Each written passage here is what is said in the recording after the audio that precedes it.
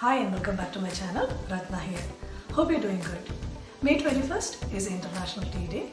On this occasion, let me show you a weight loss tea recipe.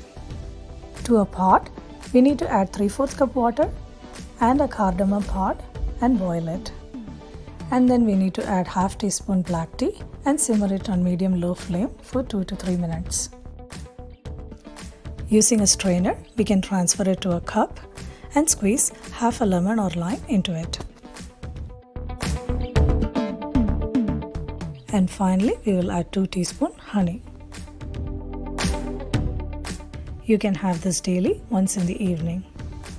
I hope you'll make it. That's all in today's segment. Thank you for liking, commenting, sharing and subscribing. For channel updates, press the bell icon. See you next time. Until then, take good care of yourself. Stay healthy, stay positive. You have a good day or a good night. Bye.